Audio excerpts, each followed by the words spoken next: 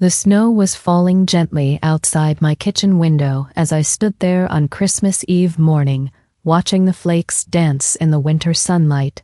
My name is Eleanor Ashford, and at 70 years old, I thought I knew exactly what this Christmas would bring.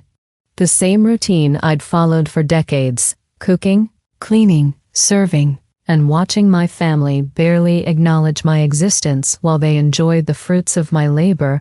But this Christmas would be different. This Christmas would change everything. Before we continue, let me thank you for listening to Granny Eleanor's voice. Please subscribe and tell us where you're listening from in the comments. We might give you a shout out in our next story. Thank you for being part of our family. Let me tell you about the woman I used to be. For 47 years, I was the heart of this family. When my late husband Robert was alive, our home on Maple Street buzzed with warmth and laughter. Sunday dinners that lasted for hours, birthday parties that neighbors still talk about, Christmas mornings where the magic felt real because love filled every corner of our house. I was the one everyone turned to. Scraped knee? Come to Mom. Bad day at work? Mom will listen. Need advice about relationships, careers, or life decisions? Mom always knows what to say. For decades, I wore that role like a badge of honor. I was needed, valued, essential, but somewhere along the way, something shifted. After Robert passed 5 years ago, I noticed the change gradually. Phone calls became shorter, visits became less frequent. The grandchildren stopped running to hug me when they walked through the door. My son James started treating our conversations like business meetings, checking items off a mental list before he could escape back to his real life. I told myself it was grief. Everyone processes loss differently. James was busy with his career. His wife Sophie had her own interests, and teenagers like Olivia naturally become more independent. Little Ben was only 8, still young enough to need cuddles, but even he seemed more interested in his tablet than in stories from Grandma Eleanor. Standing in my kitchen that Christmas Eve morning, I realized I'd become invisible in my own life. Not the cherished matriarch of the family, not even a beloved elderly relative. I was furniture. Useful furniture that cooked meals and provided a venue for holiday gatherings, but furniture nonetheless. The Christmas tree in my living room stood perfectly decorated, every ornament placed with care. I'd spent 3 days preparing traditional Christmas Eve dinner: herb-crusted prime rib, Yorkshire pudding from scratch, roasted vegetables with rosemary from my garden, and the peppermint chocolate trifle that had been Robert's favorite. The dining room table was set with my grandmother's china, the silver polished until it gleamed. Candles ready to create the warm ambience I'd always prided myself on creating. Everything was perfect. Everything was ready. And I felt absolutely empty. The first car door slammed in my driveway at exactly 3 p.m. James always arrived precisely on time, a habit that used to charm me but now felt mechanical. Through my front window, I watched my family emerge from their SUV like they were fulfilling an obligation. James checked his phone immediately upon stepping out of the car. Sophie adjusted her hair in the side mirror, already looking like she'd rather be anywhere else.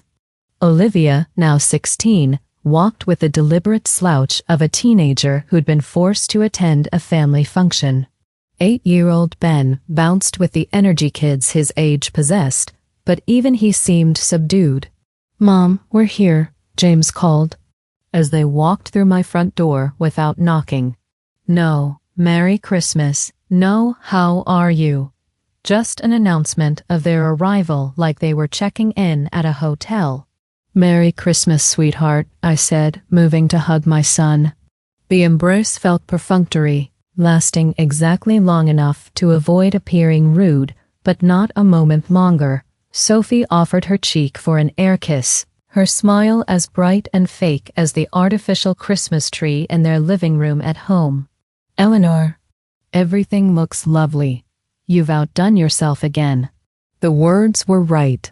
but the tone suggested she was already calculating how long they'd need to stay before it would be socially acceptable to leave. "Hi, Grandma," Olivia mumbled, not looking up from her phone. "Grandma Eleanor."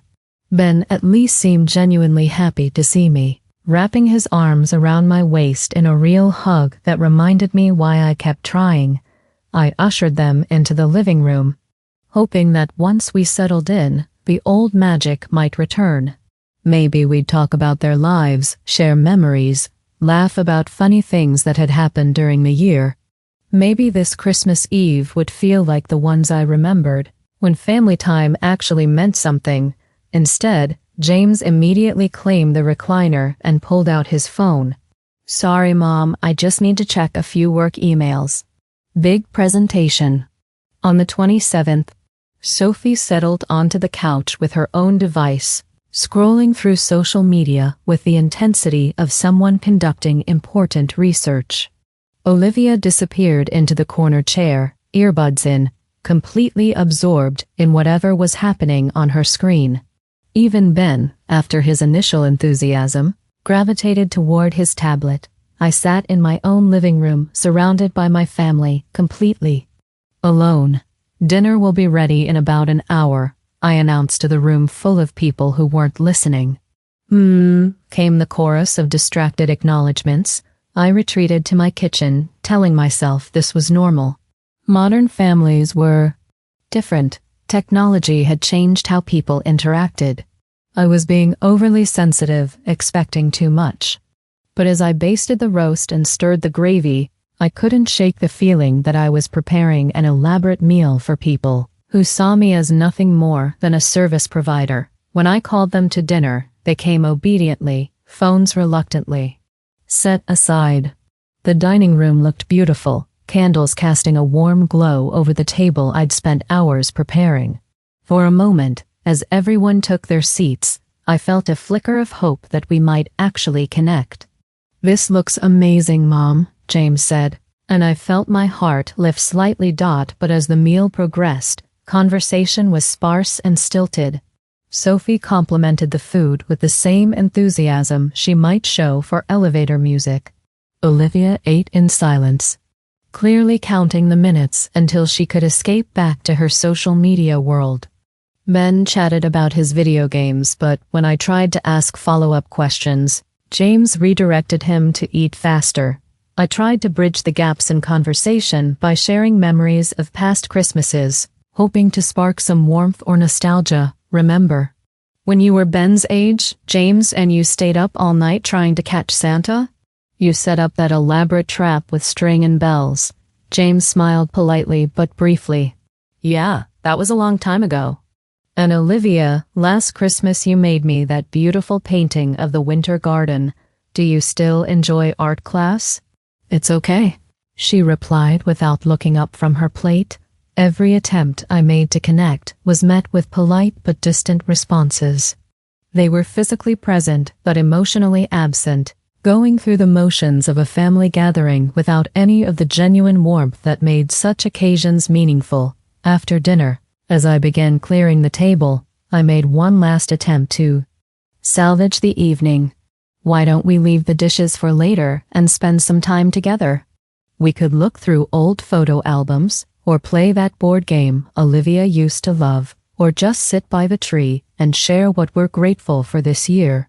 The suggestion was met with a silence so profound I could hear the grandfather clock ticking in the hallway. Sophie was the first to speak. "Actually, Eleanor, James and I need to talk to you about something important."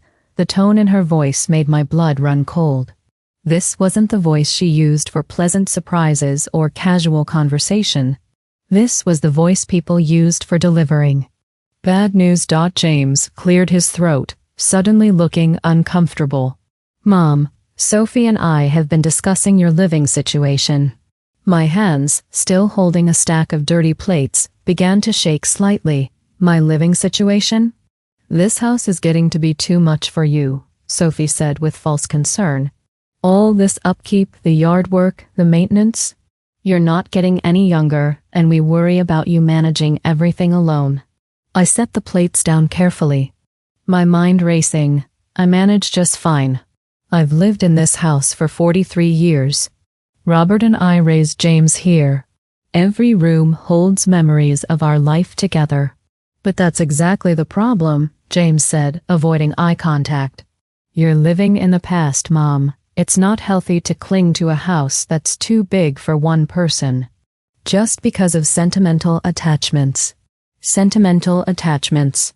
He reduced 43 years of love, laughter, milestones, and memories to sentimental attachments.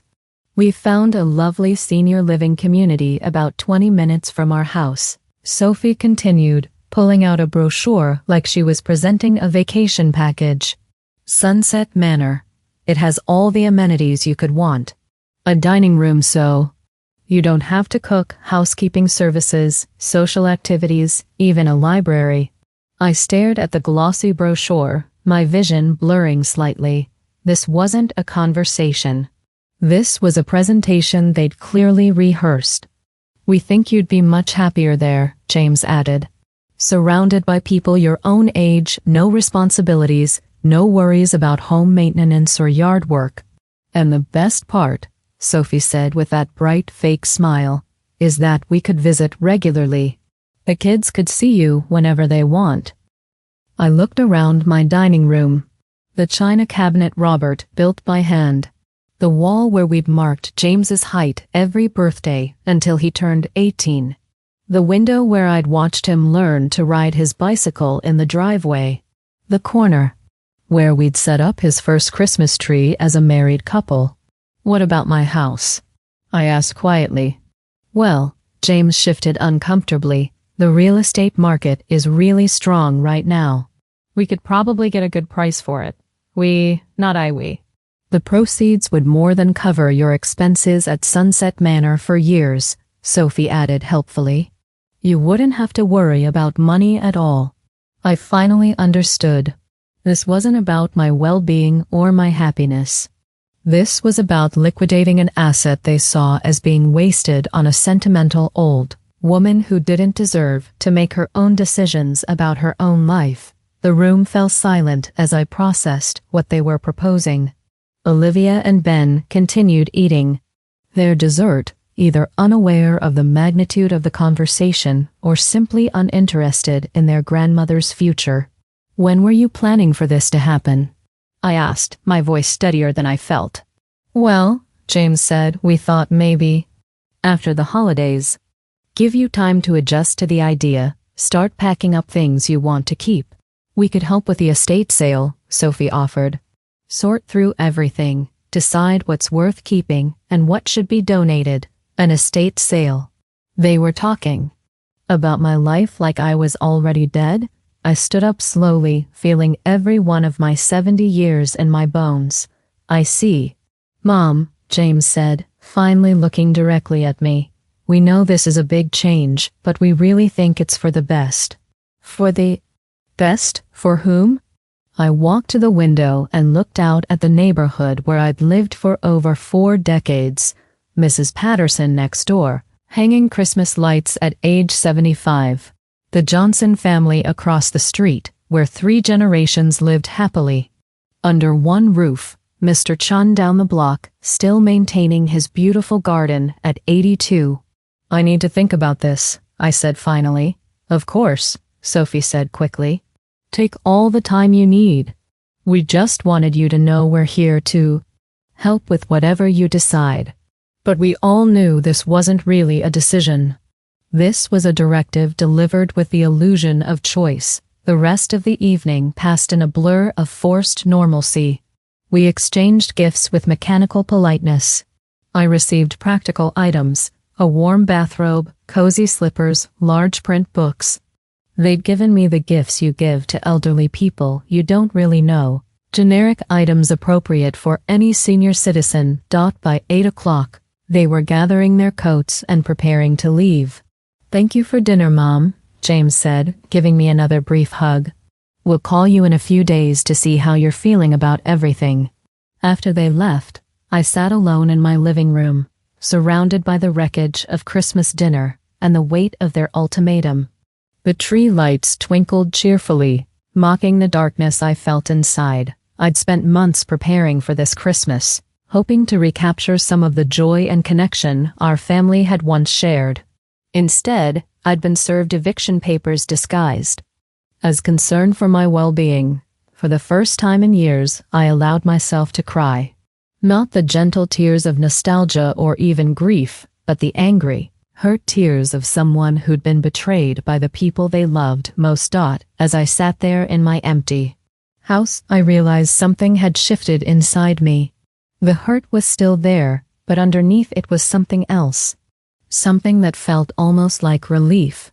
For years, I'd been trying to hold onto a family that no longer existed, clinging to relationships that had become one-sided, desperately attempting to maintain connections with people who saw me as an obligation rather than a blessing. I'd been so focused on being needed that I'd forgotten to consider whether I was valued.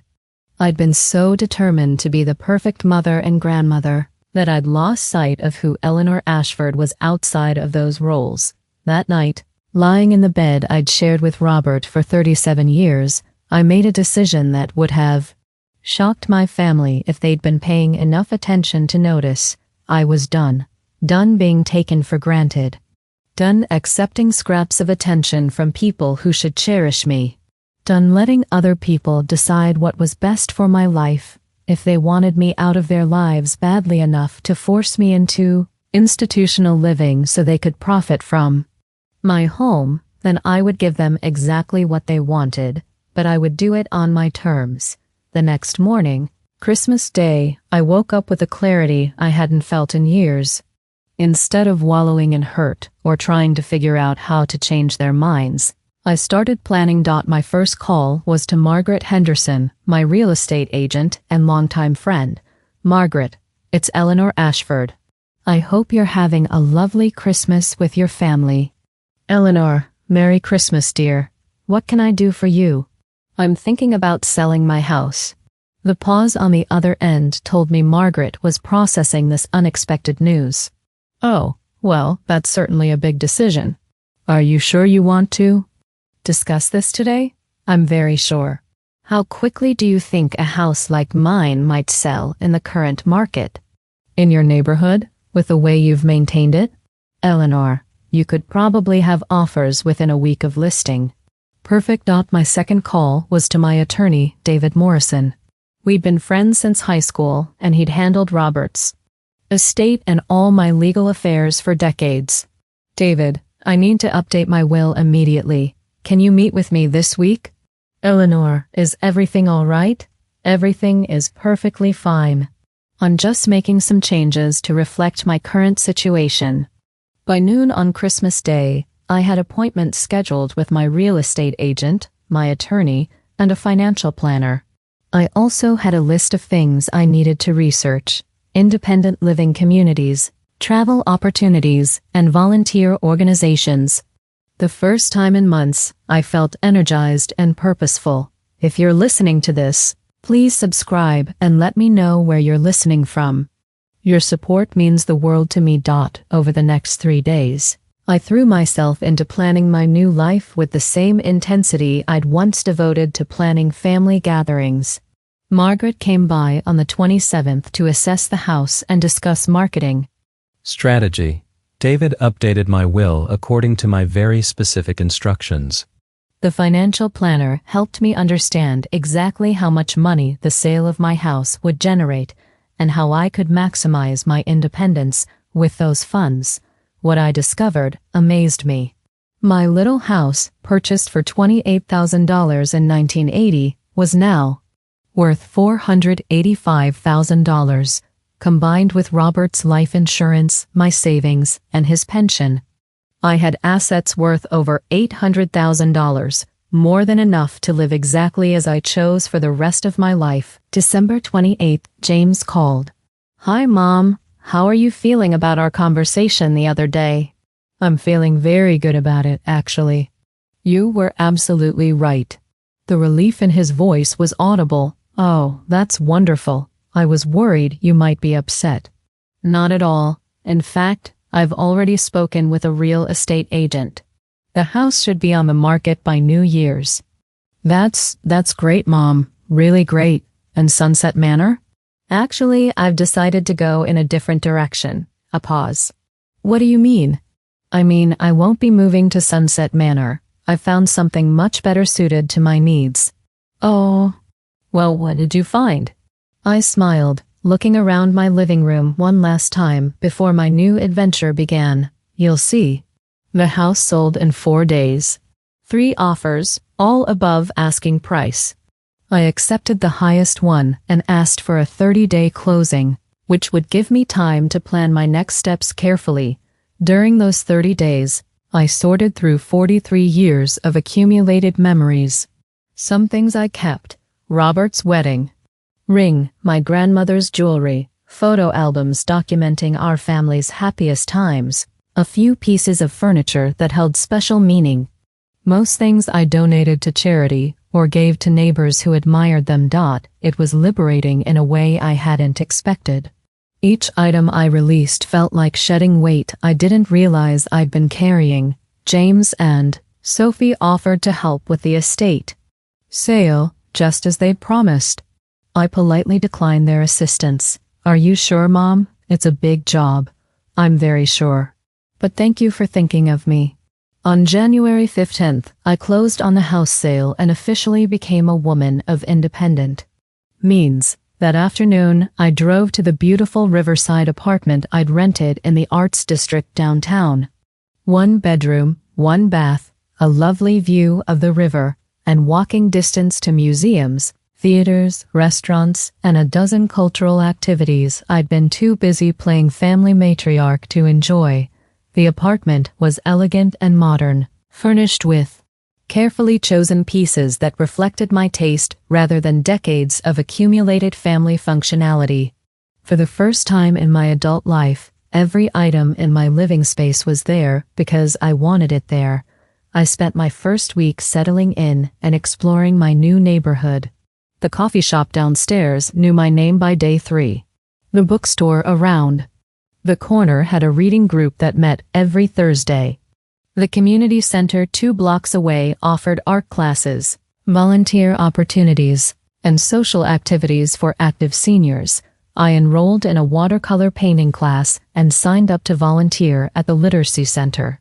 I bought myself a new wardrobe of clothes that made me feel confident and attractive rather than just appropriately dressed for a grandmother. For the first time in years, I looked in the mirror and liked the woman looking back at me. On January 20th, exactly 3 weeks after Christmas dinner, Sophie called. Eleanor, how are you settling in at Sunset Manor? I'm not at Sunset Manor, Sophie. What? But James said. Where are you? I'm in my new apartment downtown. It's lovely. Much more suited to my lifestyle. Silence. Then, your lifestyle? Yes, I'm taking art classes, volunteering at the literacy center, and planning a trip to Italy in the spring. I've always wanted to see the Renaissance art museums in Florence. Italy? Sophie's voice climbed an octave. Eleanor, that sounds very expensive. It is expensive. Fortunately, I can afford it. But what about Sunset Manor? We researched it specifically for you. I settled into my comfortable new armchair, looking out at the river view that never failed to make me smile. Sophie, I appreciate that you and James were concerned about my living situation. You were absolutely right that changes needed to be made. I just chose different changes than the ones you had in mind. But Eleanor, we assumed. You assumed I'd meekly accept being warehoused in an institution so you could liquidate my home and manage my finances. I understand the assumption. It just happened to be wrong. The silence stretched so long I wondered if the call had dropped. Eleanor, Sophie said finally, her voice tight with barely controlled anger, I think you're being very unreasonable. We were trying to help you. Help me what? Help me disappear gracefully so you wouldn't have to pretend to care about me anymore. Help me convert my independence into your inheritance? Help me trade my autonomy for institutional convenience? Sophie, let me be very clear about something. I don't need your help. I don't need your management. I don't need your approval or your supervision. What I needed was your respect and your genuine affection. Since those weren't available, I've chosen to find my happiness elsewhere. What about family, Eleanor? What about the children? I thought about Olivia and Ben, absorbed in their devices, barely acknowledging my existence during what was supposed to be a family celebration. What about them? When was the last time either of them called me just to talk?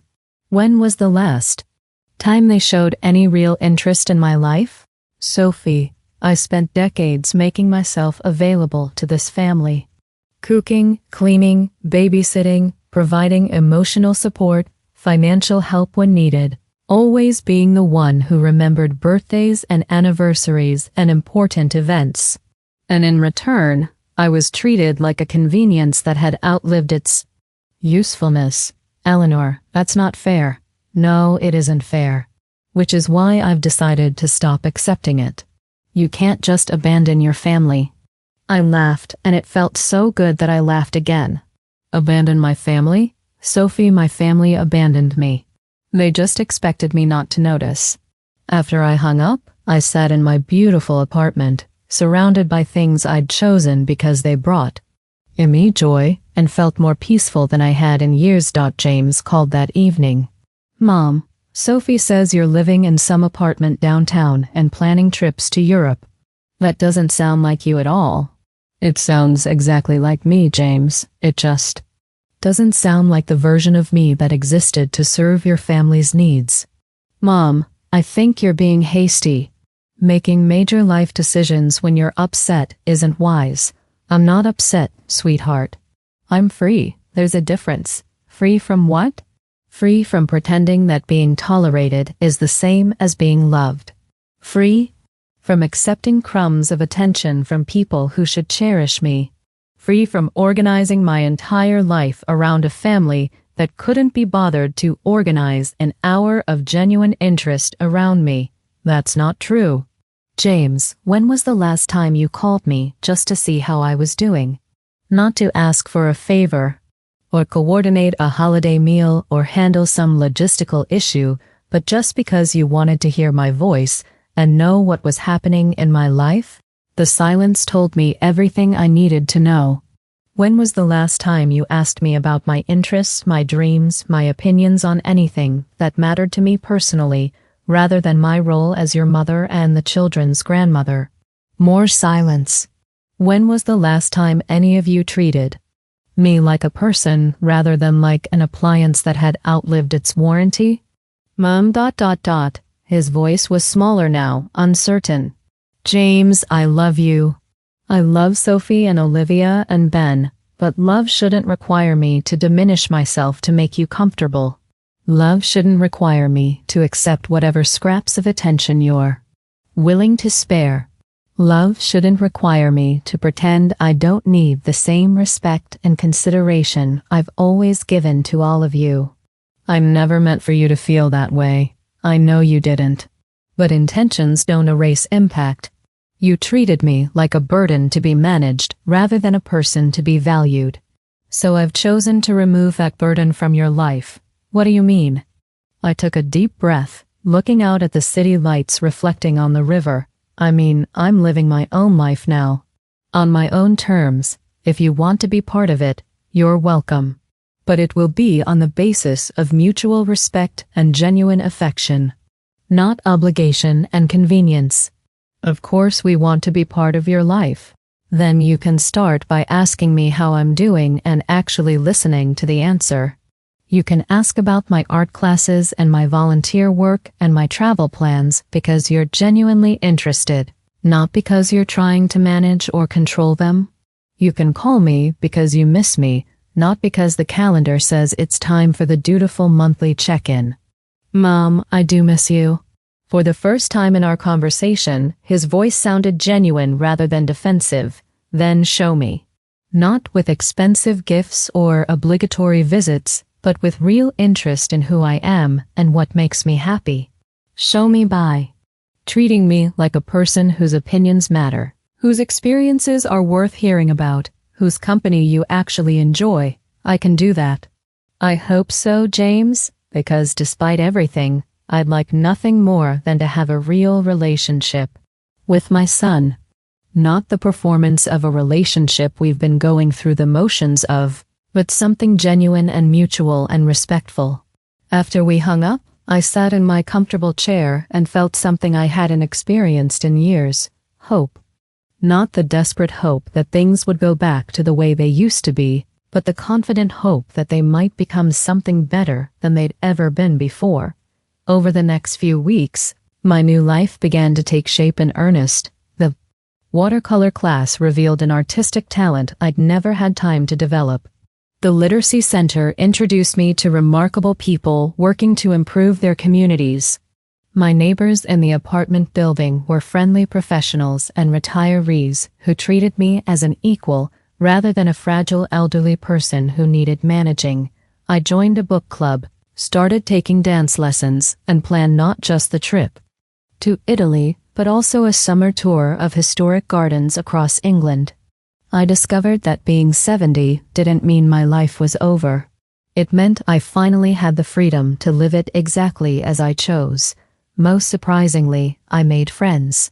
Real friends who sought out my company because they enjoyed it, not because they were related to me and therefore obligated to tolerate me. Margaret from my art class was a retired teacher with a wicked sense of humor and an encyclopedic knowledge of art history. David from the Literacy Center was a widowed engineer who shared my love of crossword puzzles and classical music. Catherine from the book club was a former corporate executive who'd retired early to pursue her passion for travel and photography. We met for coffee regularly, attended cultural events together, and had the kinds of deep, meaningful conversations I'd been starving for without realizing it.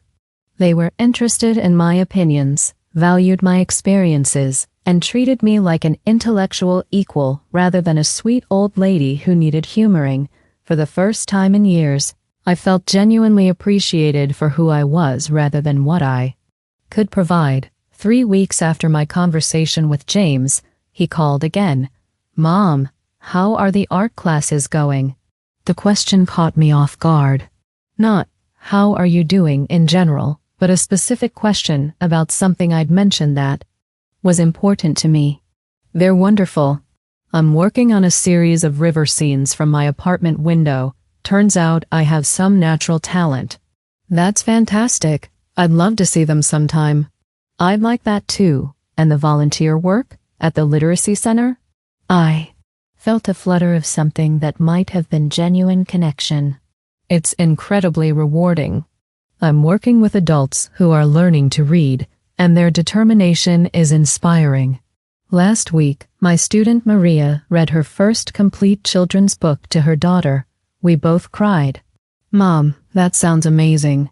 I had no idea you were interested in literacy work. There are a lot of things about me you don't know, James. I'm discovering some of them myself. The conversation continued for 20 minutes. 20 minutes of actual conversation about my interests, my activities, my thoughts and feelings. When it ended, I realized I was smiling. 2 days later, he called again just to ask how my day had gone. The day after that, Sophie called to apologize for their conversation about Sunset Manor and ask if she could visit my new apartment. Slowly, carefully, my family began to see me as a person rather than a function. Olivia surprised me by asking if she could take art lessons too. "Your paintings look so cool, Grandma. Could we maybe paint together sometime?" Ben started calling me every few days to tell me about his day at school, not because his parents told him to, but because he missed talking to me. It wasn't instant transformation. There were still awkward moments, old patterns trying to reassert themselves. But something fundamental had shifted. By establishing my independence and making it clear that I wouldn't accept being devalued, I'd forced all of them to see me differently. Spring came early that year. From my apartment windows, I watched the river come alive with kayakers and fishing boats. The trees along the waterfront budded and bloomed, creating a living artwork that changed daily. I was packing for my trip to Italy when James knocked on my apartment door. Not called to announce his visit, not texted to coordinate schedules, but simply appeared because he wanted to see me. "Mom, this place is beautiful." He walked around my apartment, admiring the paintings I'd hung, the books I'd collected, the comfortable furniture arranged to take advantage of the river view. "You seem so happy here." "I am happy here." "I owe you an apology." I set down the scarf I'd been folding and looked at my son. Really looked at him. When had the little boy who used to bring me dandelion bouquets become this middle-aged man with worry lines around his eyes? For what? For not seeing you. For treating you like... He struggled for words. Like you existed to make our lives easier rather than like you had a life of your own that mattered. I felt tears prick my eyes. Thank you for saying that. Sophie and I talked about it. Really talked? We realized we'd been taking you for granted. For years. Expecting you to always be available, always accommodating, always putting our needs first. We never considered what you might need or want. And we want to do better, if you'll let us. I walked to my window and looked out at the river. A pair of kayakers was gliding past, their paddles cutting smoothly through the water. They moved in perfect synchronization, each respecting the other's rhythm while maintaining their own direction. "James, I don't want to go back to the way things were."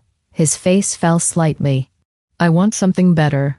I want relationships based on mutual respect and genuine affection. I want to be someone you choose to spend time with, not someone you feel obligated to manage. That's what we want too. Then that's what we'll build." He hugged me then, and for the first time in years, it felt real. My trip to Italy was everything I dreamed it would be. I spent 2 weeks wandering through museums, sitting in piazzas with sketchpads, and having conversations with fellow travelers from around the world. I ate gelato for breakfast, stayed out until midnight listening to street musicians, and bought myself jewelry from local artisans. I sent postcards to my family, but not dutiful "wish you were here" messages. Instead, I shared genuine excitement about the art I was seeing, the people I was meeting, the experiences that were expanding my understanding of the world and myself. James called while I was in Florence. Not to check up on me or make sure I was safe, but because he missed talking to me and wanted to hear about my adventures. "Mom, you sound so alive." I feel alive, James, for the first time in years. When I returned home, my apartment felt like a sanctuary I'd chosen rather than a consolation prize I'd settled for. My friends welcomed me back with dinner parties where I shared stories and photos from my travels. My art instructor displayed one of my Italian sketches in the community center's showcase. I was no longer Eleanor Ashford, the woman who used to be someone's wife and mother. I was Eleanor Ashford, artist, volunteer, traveler, friend. A woman with interests and opinions and dreams of her own. That Christmas, my family asked if they could celebrate at my apartment instead of expecting me to host at a house I no longer owned. They wanted to be part of my new world rather than demanding I remain trapped in the old one. "Are you sure?" I asked. "It's much smaller than the house, less formal." "That's what we want," Sophie said. "We want to see how you live now. We want to be part of your real life, not just expect you to create a stage set for ours." Christmas Eve in my riverside apartment was unlike any holiday we'd ever shared. Instead of me cooking for hours while they waited to be served, we prepared dinner. Together, James made his specialty pasta dish. Sophie brought wine and appetizers. Olivia surprised everyone by baking cookies from scratch. Ben helped me set the table with my new dishes, simple white ceramics that reflected light beautifully rather than the formal china that had always felt like a museum display.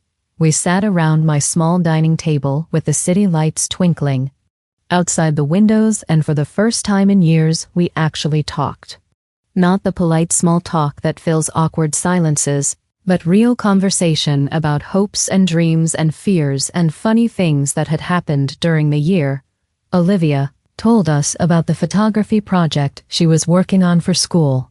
Ben shared his excitement about learning to play guitar. James talked about a promotion opportunity he was considering, asking for my advice rather than simply informing me of decisions he'd already made. Sophie asked about my art classes, my volunteer work, and my plans for future travel. She listened to my answers with genuine interest, asking follow-up questions that showed she cared about my experiences rather than just waiting for her turn to speak. "Mom," James said as we were clearing the table, "I'm proud of you." "For what?" "Fool. Having the courage to build the life you wanted instead of settling for the life we expected you to accept." As I looked around my apartment at my family, really present, genuinely engaged, treating me as a person they valued rather than an obligation they endured, I felt something I hadn't experienced in years: genuine contentment. This wasn't the desperate happiness that comes from getting attention you've been starving for. This wasn't the relief of temporary reprieve from loneliness. This was the deep satisfaction of being seen, valued, and respected for who you actually are. After they left that night, I sat in my chair by the window and reflected on the journey that had brought me to this moment. 18 months ago, I'd been a woman who defined herself entirely through her service to others, accepting whatever crumbs of affection were offered in exchange for my constant availability and sacrifice. Tonight, I was Eleanor Ashford, artist, volunteer, traveler, friend, and yes, mother and grandmother, but on my own terms. I was someone who had learned the difference between being needed and being valued, between being convenient and being cherished. The transformation hadn't been easy. There were moments of doubt, nights when I questioned whether I'd been too harsh, days when the loneliness of building a new life felt overwhelming. But every step toward independence, every boundary I established, every time I chose my own well-being over their convenience, had led me closer to this moment of genuine peace. My phone buzzed with a text from Olivia. "Grandma Eleanor, thank you for the best Christmas ever. I love seeing you so happy. Can we paint together next weekend?" Then one from Ben. "I had so much fun tonight. Your apartment is the coolest. Can I come visit again soon?"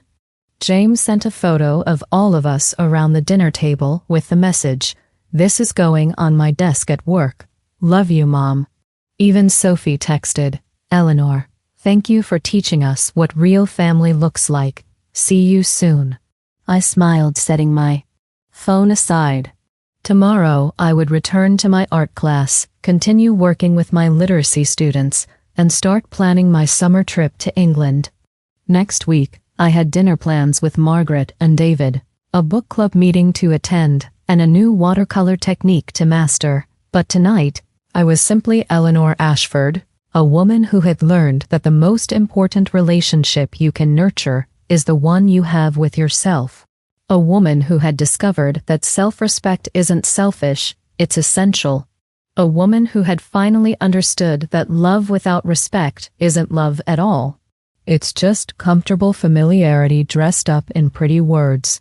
Standing at my window, looking out at the city lights reflected on the river, I raised a silent toast to the woman I used to be. Thank you, I thought, for enduring long enough for me to find my way home to myself. And to the woman I'd become.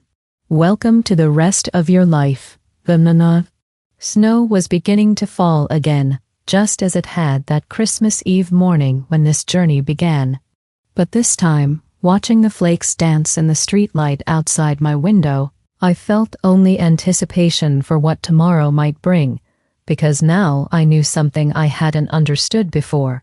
Every ending is also a beginning. Every loss is also an opportunity, and every moment when you choose yourself over the comfort of others is a moment when you reclaim your power to write your own story. I was 71 years old, and my life was just getting started. If you're listening to this story, remember, it's never too late to choose yourself. It's never too late to demand the respect you deserve. It's never too late to discover who you are when you stop being who everyone else needs you to be. Thank you for listening to Eleanor's story.